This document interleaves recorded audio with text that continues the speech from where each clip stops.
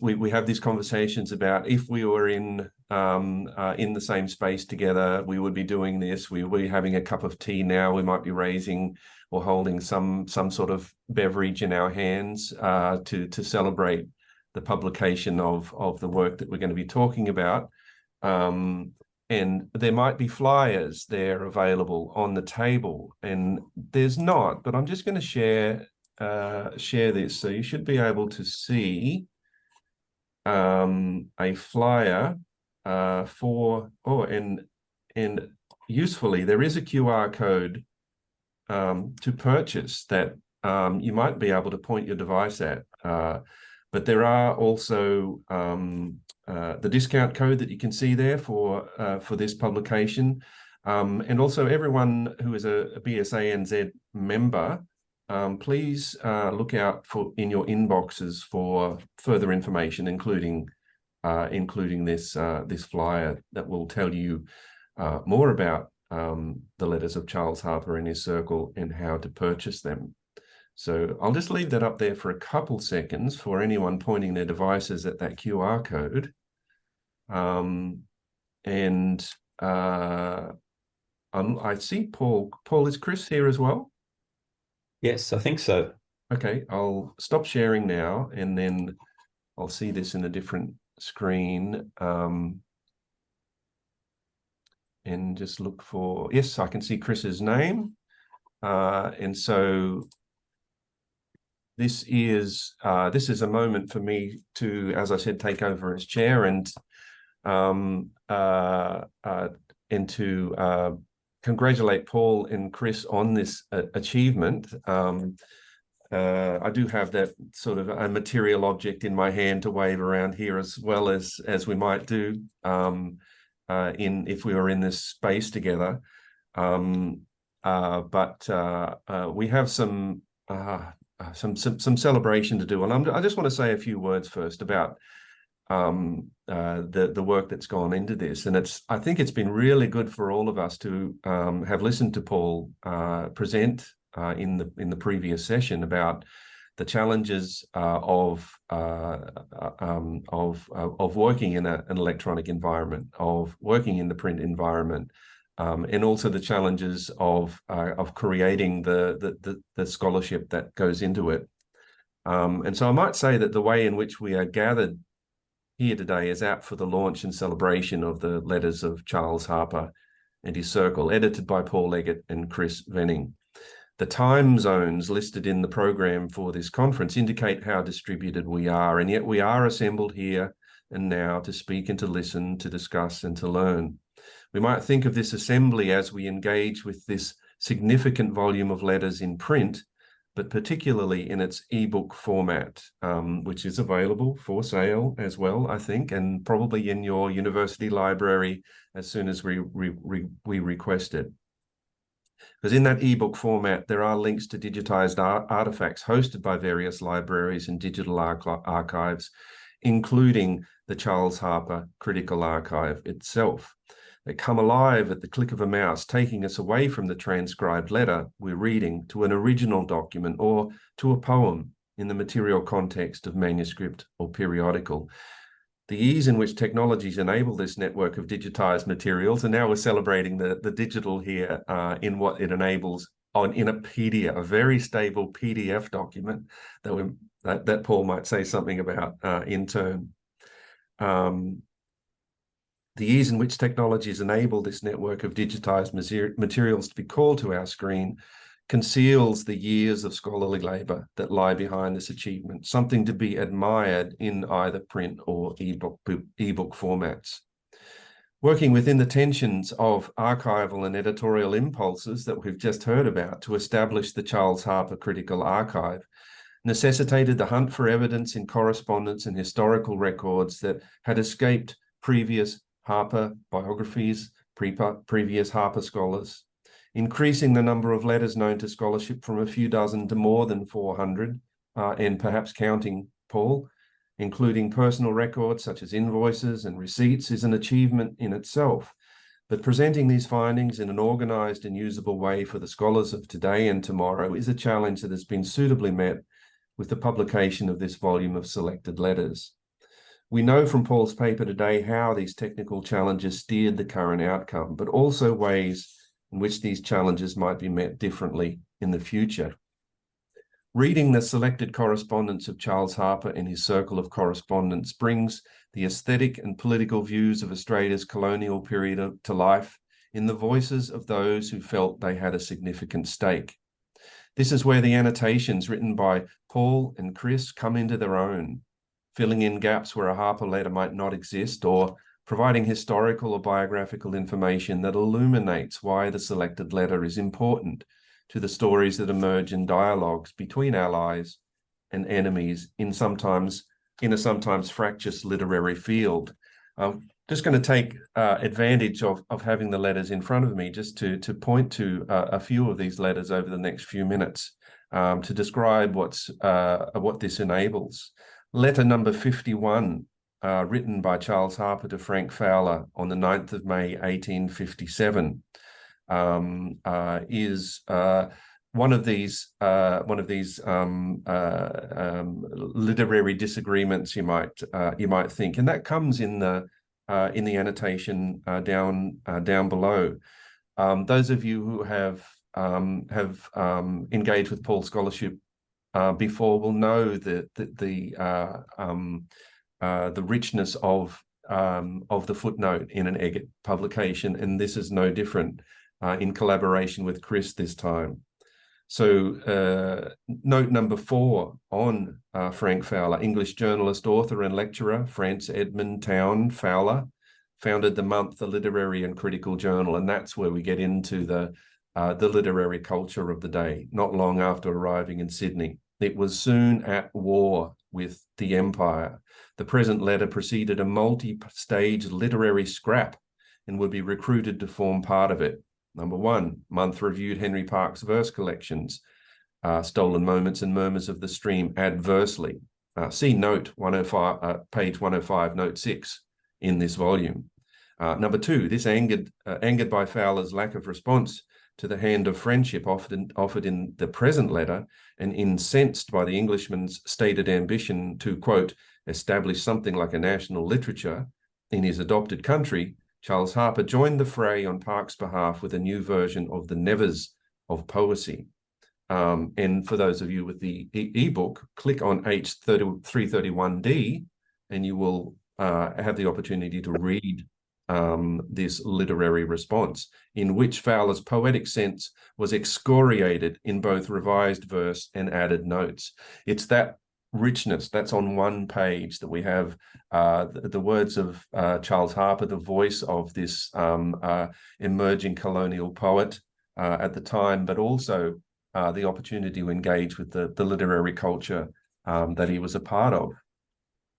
Sometimes the reader only gets Harpur's side of the story, but at other times, such as the case with the many letters between Harpur and Henry Kendall, the reader is witness to first-hand critique and potential revisions that bind these two poets together, but also the hand that Kendall had in passing some of these on for publication.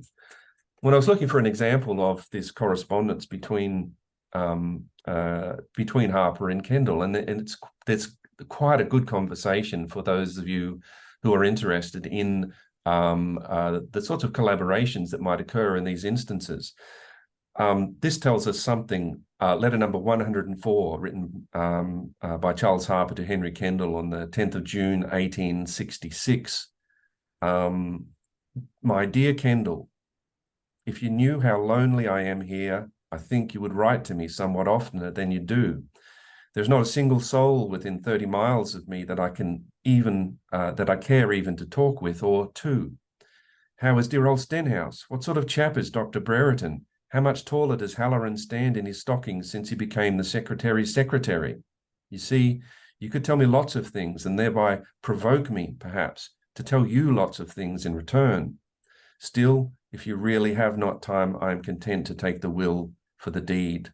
That really told me something about the solitude and the isolation of Charles Harpur as a poet, but as a human being, and that's what really comes through in a collected letters of any type, but in these collected letters in particular.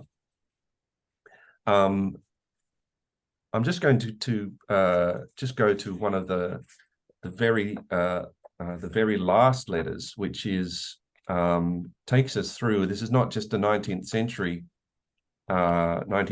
collection of letters, but we find our way through to the 1940s, when Cecil Walter Sallier was writing to Mary Araluen Baldwin, Charles Harpur's daughter. The editor of Edition of Poems 1883 is one paragraph that I guess is underlined in here. This question looms more importantly the more I see the differences between versions of poems in this collection and versions published while your father was alive. My impression is that the latter versions, while in many instances rougher as poetry, are stronger and more virile, frequently more simple than the versions issued later, wherein also the tone of religious resignation, even sometimes of personal despair, is strongly marked. That this is a letter that ends the volume indicates to me the invitation that the volume is extending to scholars and particularly future biographers. There is so much to praise in this volume of selected letters that are accompanied by detailed and rigorous annotations. The selection of letters, combined with the annotations and enhanced by the links to outside digital resources, make this volume a significant contribution to scholarship. By extending the scope of the volume beyond the author's life, Paul and Chris have done justice to the textual history of Harpur's poems as they were transformed at the hands of editors and publishers, revealing for further scrutiny by critics, scholars, and biographers the history of Harpur's texts as they were being memorialized after his death. I pass on my hearty congratulations to Paul and Chris for a monumental achievement that I hope will influence that biographer to put this achievement to work on new forms of scholarship and the updated Harpur biography that is yet to be written. Congratulations, Paul. Congratulations, Chris.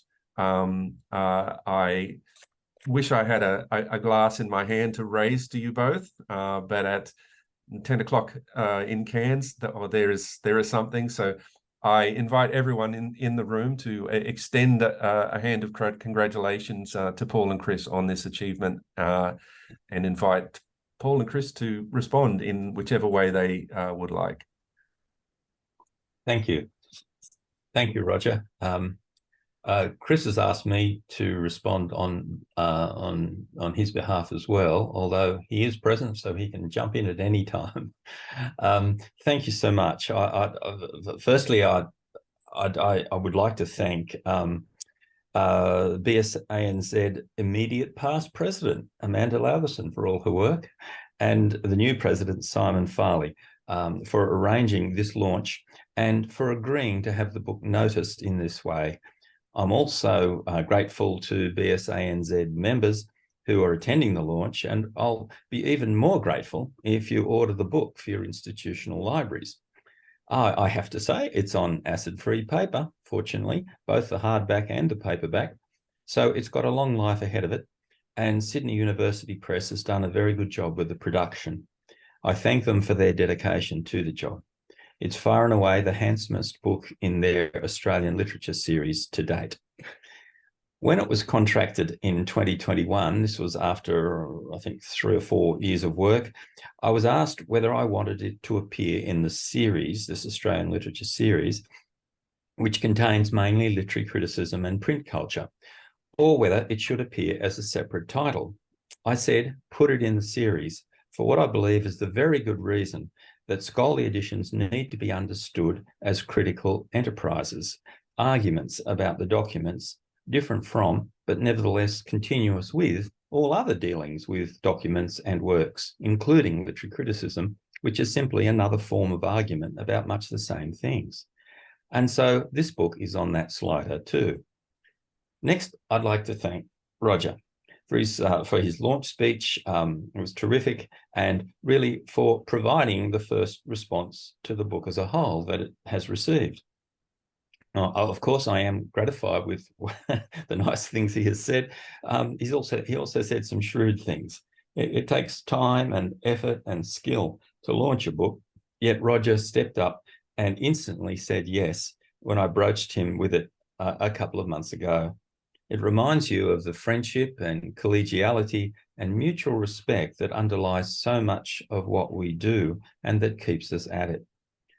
Most of all, I'd like to thank my collaborator, Chris Vening, who is, as you know, is listening in. Chris, he'll get burning ears shortly. Chris is a phenomenon, intently curious about colonial literary history, especially poetry. You might know his name from a couple of articles on colonial poets. James Riley, who was also known as Harry Dashboard, and William Martin Leggett, articles that appeared in Script and Print in 2015 and 2016. For his revival of these forgotten poets, and increasingly so for the book, Chris made productive and highly skilled use of trove. His assessments of historical evidence were generally shrewd and always balanced, and this without having had the benefit of a career in academe or librarianship. He worked for some years on the explanatory notes, and then together we whittled them down in the way I described in my paper. He's not finished yet either, and neither am I. There will be a second volume to follow the present one, consisting of the 230 non-selected letters. Before we started, only about 36 Harpur letters had been formally published, and of those, only a handful could be said to have been properly edited. We ferreted out 430, mostly from the Mitchell Library, where the Harpur papers are, from colonial newspapers, and from the New South Wales State Archives, as well as some in the State Library of Victoria, National Library. I thank these institutions, and in particular, I thank the National Library too for its superintendence and development of trove. I mean, it has to be said, there are only two kinds of Australian literary history, the pre-trove kind and the trove-fueled kind that we benefited from throughout. I didn't mention that the first volume, the one we're launching, will soon be available, as Roger said, as a PDF or as a page-constrained ebook.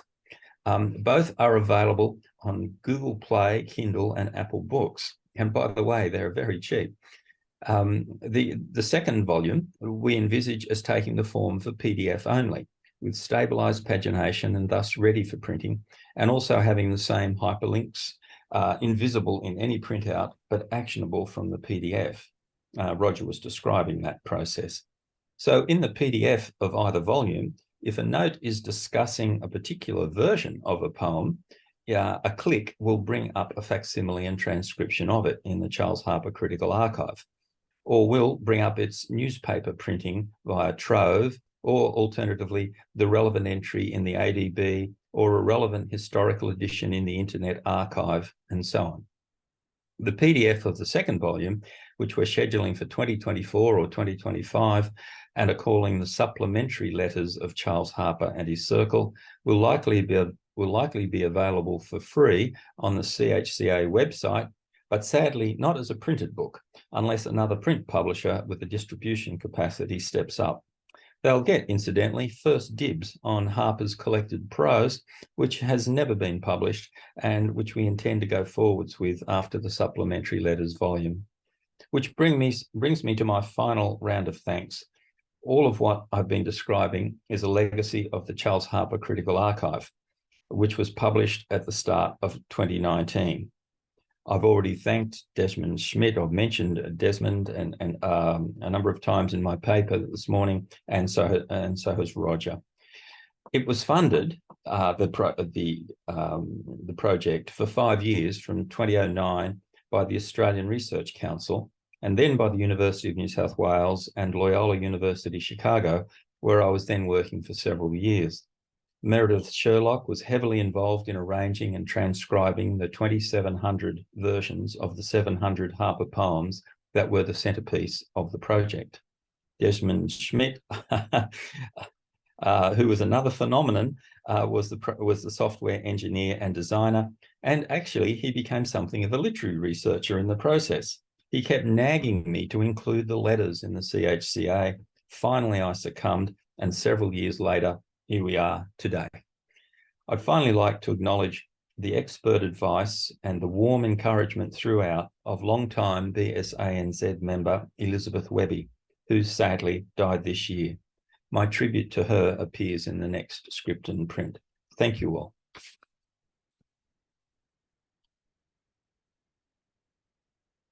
It's wonderful. Thanks, Paul. I'm just going to look across to Amanda again, but maybe in the meantime, on the program, we have some minutes left to us for some further questions for the editor. If there's anybody else in the room who would like to ask questions or to say anything, look around. I've got something I'm burning to say. Go ahead. It's really a bit of a footnote off the last session that I think most people here were at. And this exercises editors a whole lot, and it did come up. It's the question of how online projects can give access to variant forms of the same poem or the same novel. There is a pretty good go at this, at visualizing variation in poems in the Charles Harpur Critical Archive. You've simply got to choose a poem and then choose table view. And you'll get the, let us say, the 5 versions of the same poem scrolling synchronously to the right, and you just simply look down to see what the differences are in the other versions. It's not foolproof. Sometimes it fails with very complex textual traditions, but it's worth considering. Yeah, and I can back that up. That's the development version that I was lucky enough to have in existence when I was around you and Desmond. So that Desmond did set up that development version that had all of the Nostromo versions in it, and I can vouch for the quality of the experience of looking at variation in that table view. I would dearly like it to continue to exist, but at the moment, it's not.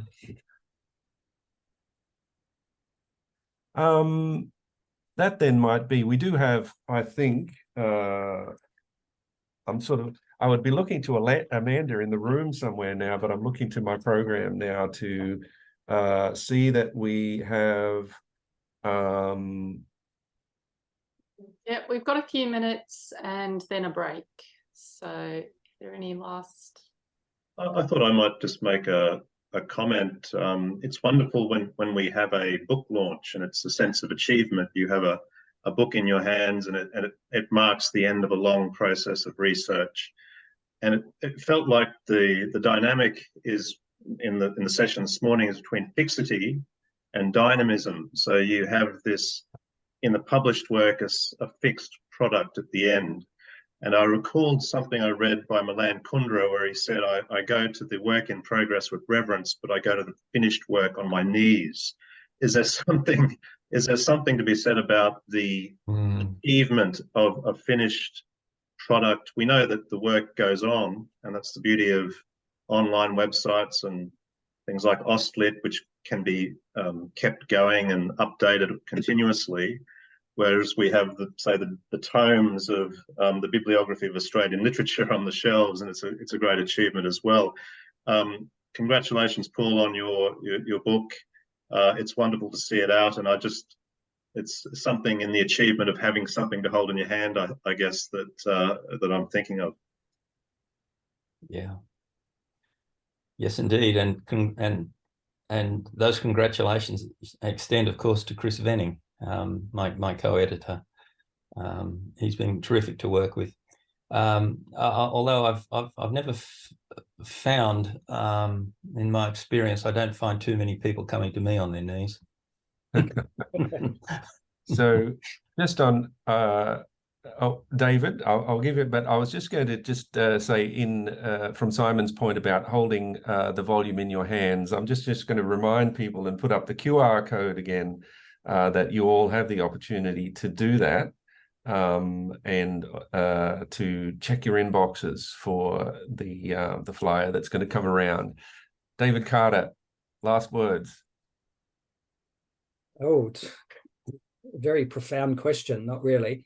If I remember correctly, the version of some of the Harpur poems that we read and loved as students, we found out later were post-Harpur, maybe in their format.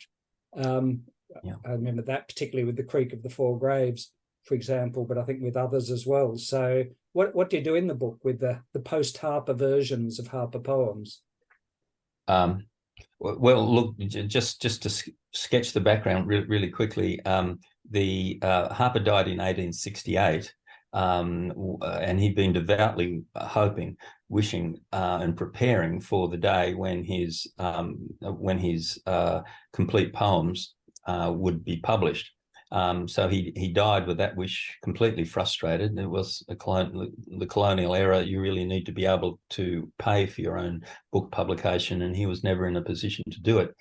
However, in 1883, his widow Mary Harpur launched a sort of campaign that resulted in the editing of the poems in Adelaide, and their publication by George Robertson of Melbourne.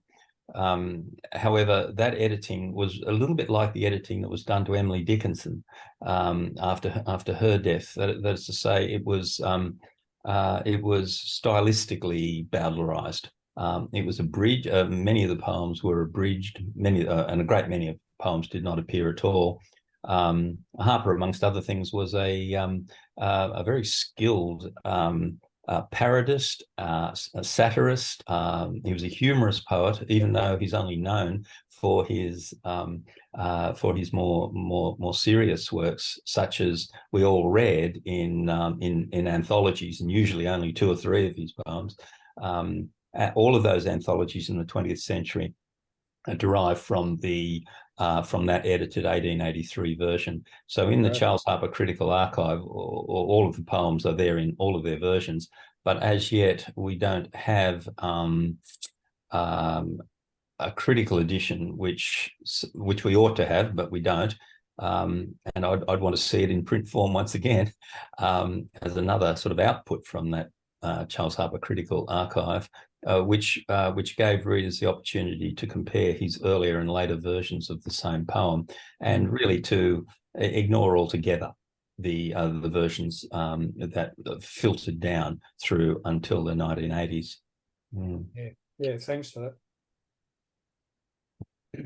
Oh, I should say too that in the letter, you asked me what do we do about it in the book. Well, in the letters, of course, in the notes, he's nearly always talking to Kendall about particular versions of a poem, and Kendall is also talking back to Harpur about other poems in a particular version that he's read.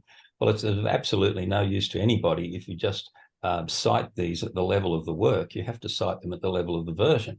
And so in order to do that in the PDF form or the ebook form, same thing, because it's a page constrained ebook, you just simply click on the number, the poem, the version number, and it takes you to that version in the Charles Harpur Critical Archive. So that's how we dealt with it. Yeah.